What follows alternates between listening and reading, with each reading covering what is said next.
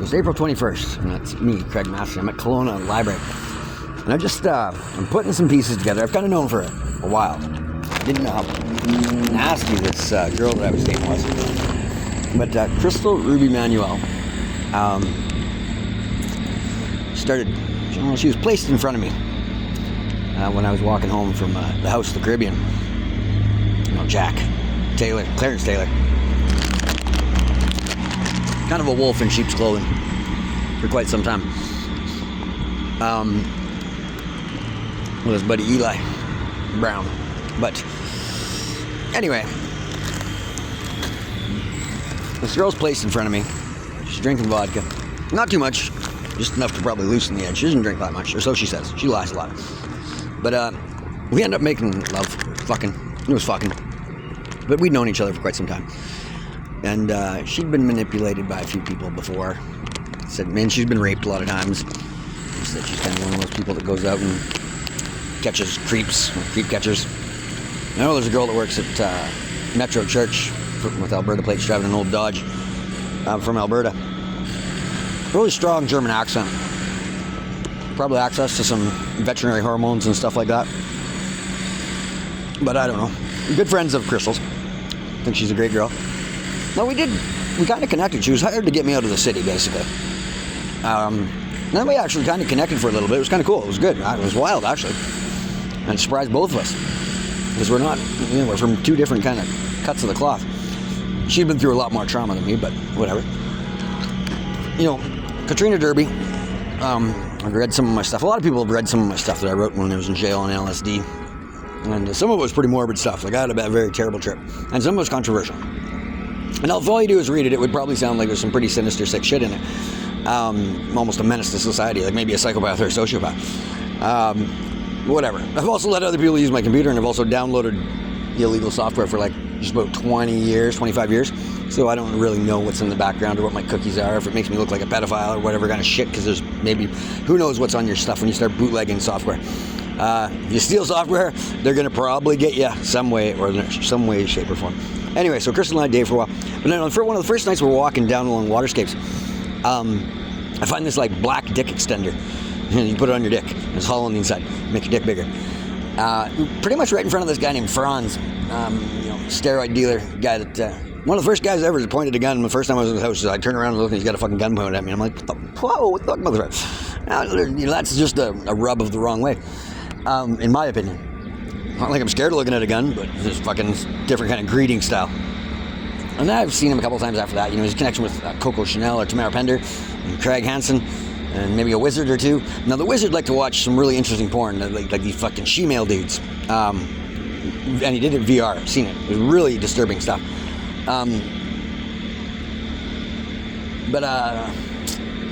Anyway, I find this black dick extender on the sidewalk.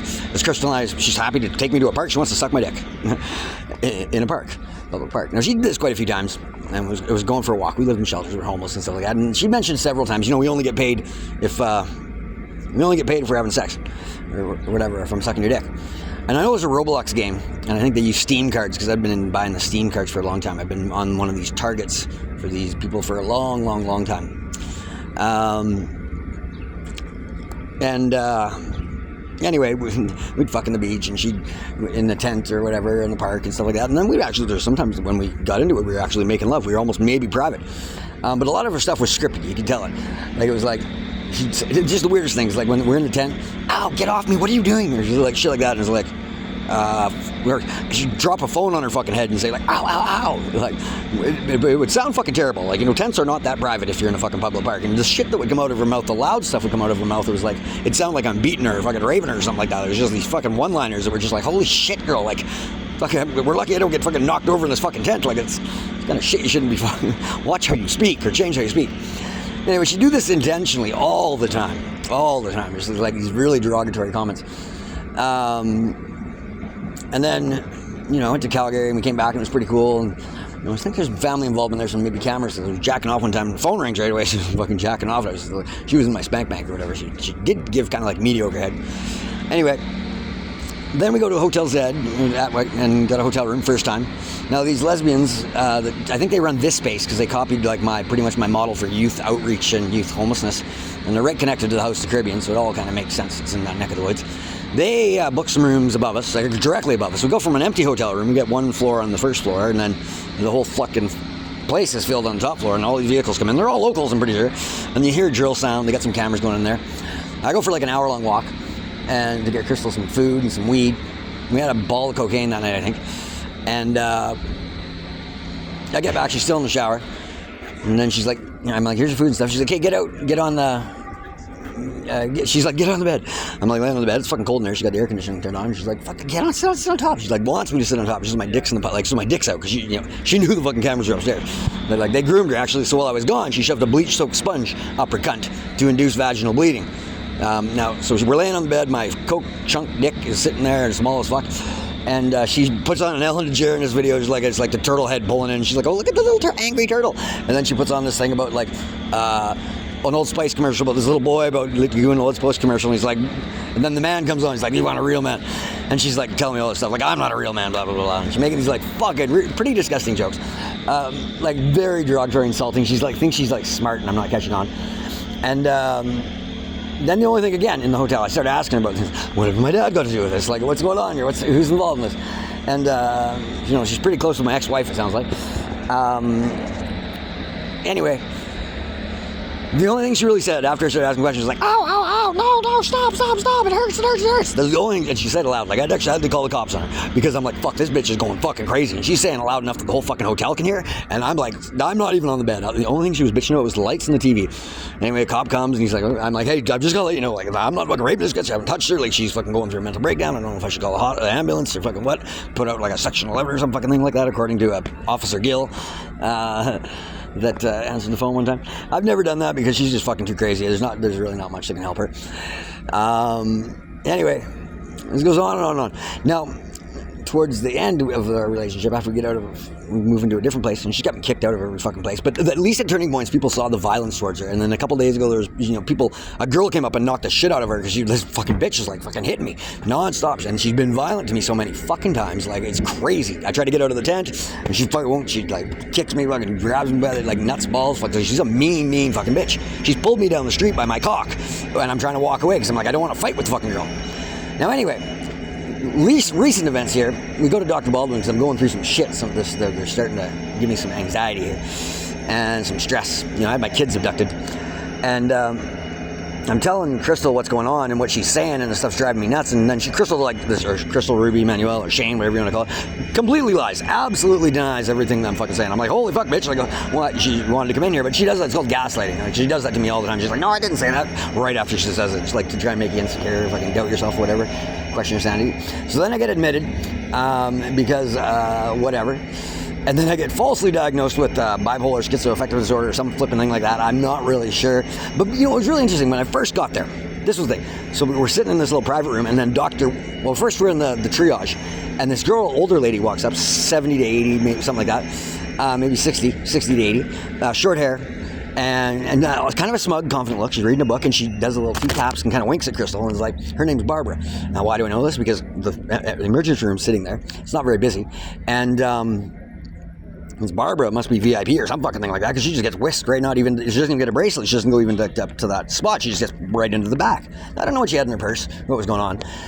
But she goes to the back, and then we get called to go to a different room. So we go into this other room. We're sitting there, and you can see this like hospital administrator wearing a white lab coat, blonde hair, blue eyed, something like that, and just didn't look like she had any fucking business being in a hospital. Just had that look about her, And like anybody can put on a lab coat. It's fucking easy.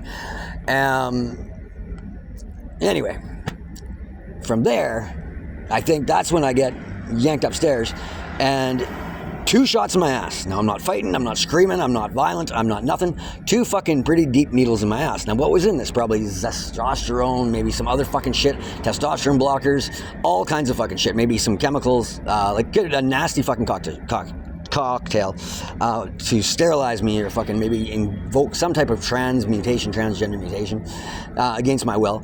Now, why would they do this? Because they may think that they've read some of my LSD written fucking journal shit that was on my computer, and people said, hey, this dude sounds like a psychopath, sociopath. No, I've been through some shit. Now, I'm a pretty sane individual. I'm pretty helpful. I'm pretty calm. I'm really not a big fan of pedophiles, but that's here nor there. I'm really not a big fan of like the gang stalking and the torture that I've been through, like the amount of business that's been stolen from me, the ideas that have stolen from me, the content's been stolen from me, money that's been stolen from me.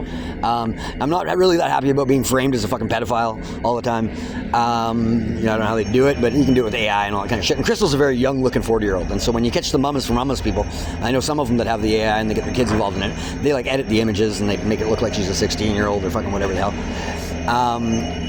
Because the Franz guy, the steroid dealer, like I know he was touching some pretty young meat for sure. Like with cocaine involved. That one I was sure of.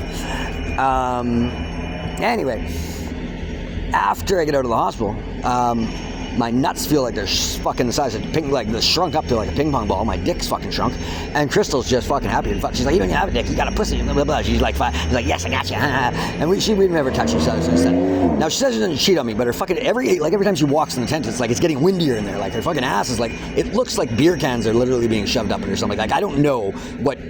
It's just like one big contraption of fucking, it's like a Grand Canyon right through, and it's got these meat hooks, these hangers on it. Like, that sounds a little derogatory and rude, but I mean, like she is one banged out, skinny little girl that is deeply damaged in the mind. And then physically, the body, like there's nothing there that you feel. I like cum dumpsters. I think it's a pretty good one. And then I know she likes Oreo cookies, so she probably had a couple blacks on her leg both at the same time, destroying her. I would imagine probably a couple hockey teams that passed her around like a puck. It seems like something she would be into, because that's how she feels loved, and that's how she feels important when she's got a dick in her mouth or somebody raping her ass or whatever. That's what's happened to her so much. She's been on the streets, and she's such a fucking psycho case and drug addict. And just low self-confidence that, that's how she gains the confidence, is by being treated like a fucking dog. Anyway, this is all facts. Now, then there's also the Kyle guy, okay, at Water Street Apartments. Ethan, the little fucking wingnut, he's part of this. They're doing this biblical thing, blah, blah, blah, blah, blah. They're biblical lunatics. Now we go over to his place, and that's where, I know Crystal's been over with him too, because he threw some red fucking lingerie up there that fit her, and then a couple days later I see a red matching bra in the back alley. And he's some tree climber, works at nice climbing gym, which is right above Richter's shelter. So you're on top of the roof. It's pretty easy to get the fiber optics down through there, record everything that we say, and put that on the fucking emulator so everybody can hear it, and then they can throw little digs and that kind of stuff for listening. So we got no privacy, right? And then I'm pretty sure in the ketamine was also some other testosterone blockers or estrogen or other things like that. They're not good for man health. And that's where we're at right now. Now, Crystal's been gone for the last couple of days. She's like, and she won't talk to me. Like, good luck of getting any fucking conversation of any intelligible fucking thing out of her. And she is a smart girl. She talked about my medulla oblongata. She knows a lot about the stress hormones. She knows a lot about the brain. She knows a lot about the corpus callosum, the part that is like the difference in the mind between the men and women. So she's a real scripted, smart fucking individual sometimes. And she can communicate very well, except for when you ask her questions where it's like, holy shit, this kind of makes sense. There's a few things here that are not adding up. Are you trying to frame me as sexual assault? Are you trying to sterilize me because I wrote an article that said, if you've had how many fetal alcohol syndrome and crack addict babies, that maybe there's a point in time where it's like, we shouldn't allow you to have like 3 or 4. Maybe you could adopt if you still want to be a mom, or maybe you could get clean and we throw you in a jail cell and like we force you to be clean before you get impregnated. Things like that, and that might offend some people. It might seem a little bit harsh, but these would be some of the things. Now, I've had acupuncture done on my feet. There's some homosexual dudes that I know that are really I'm not homosexual, and that's kind of just the way I stay. I'm gonna keep it that way forever. Nothing against their preferences, nothing against their choices, but it's not me. But I saw a red guy carrying a red bird bag the other day, and he's got a little like a waddle that's not natural. It's kind of like that limp wrist that's like, he's like, that ain't polio, you know what I mean? It was like, where did that come from? Or the lisp, you know what I mean? Like all this shit, the fake shit. But they're still smoking cock and probably getting around to the ass and doing whatever.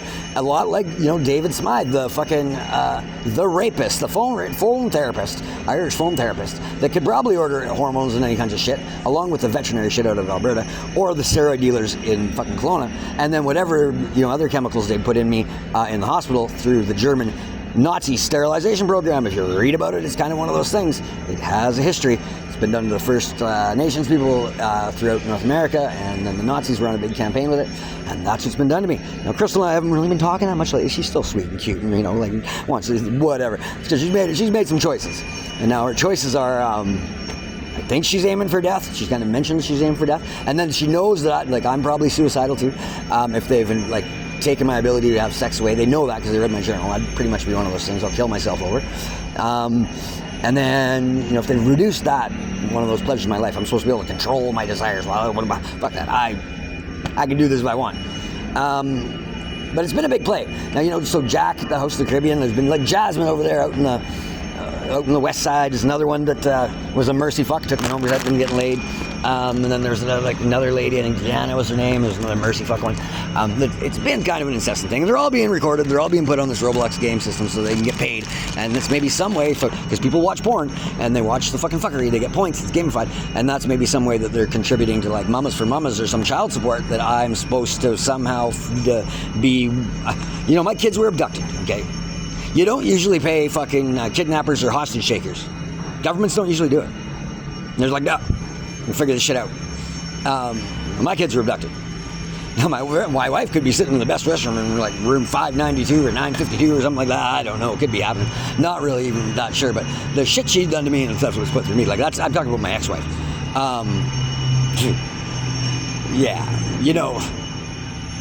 Like, we just leave things as is. But I did meet somebody cool yesterday who had a motorhome. If I could get that fucking motorhome, that'd be really cool. Maybe I could take care of an old guy. Maybe my boys could live with me in a motorhome, because I'd be a fucking great dad. Now, there's this thing about me having a dick and balls. If these things are not working, well, then I'm not going to be a very good dad. They'll be alone at a pretty young age. And that's just the way it is. Now, this is all facts in Kelowna, British Columbia. Now, don't forget about SimJack, okay? So if you come to Kelowna, you need to recognize these things. There are fiber optic cameras, this drop of glue. They're in the library. They're in every bathroom. They're every flipping where that you go in this city. Now, if you got money or you don't fit in, or they want to blackmail you, they want to do this, they want to do that. Don't forget, AA is real, NA is real. Like, there's all these fucking groups. So if you got money, it's whatever. It's like if you're not white, it's a possibility. It's a pretty sick kind of thing. It's I hear it all the time.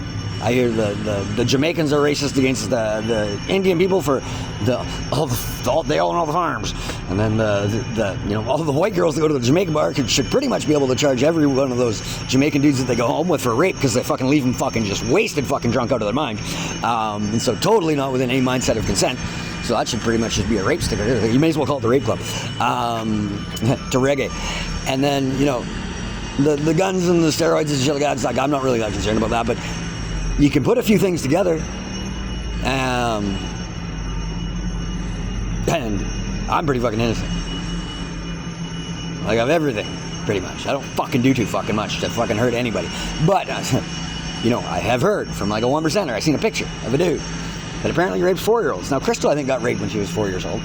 Now, this guy had a lot more hair, but there's some very strong similarities. I know he got kicked out of that apartment at Water Street. It was fucking a disaster. And none of my time is free.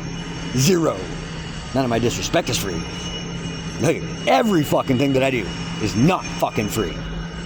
I'll give you more than you'd ever fucking ask for if I had the fucking money. Oh, like the countless businesses that have been opened up along since the Unitarian Church. Isn't that great to see some of these, like, single proprietary shops being probably opened and ran by Japanese women? Like, maybe there's some Japanese fucking men, some Yakuza motherfuckers that are actually like, holy fuck, I'm gonna fucking have to commit harikari if I don't get every fucking daughter out of the goddamn fucking country because I've been such a fucking prick. Not because I didn't love my daughter, but because I educated her and I knew all she was gonna be was a fucking whore. An educated whore. So, they're trying to save face. Have some pride, be noble, and don't forget about Big White. I don't know a lot about it there, but it's real. The POW, the snow is real. Great mountain, and don't forget, 33 degrees seem to be a good temperature to get along with. Anyway, it's my story. Love the shelters. Love the French guys. Love the guys at, like, the Ellis place. All the people that live in these little fucking group pocket homes of wastes of life. Like the Mamas for Mamas. Anybody who's on the subsidization kick is, they got not a lot better to do. And it's not quite enough. So they fuck around. That's the name of the game.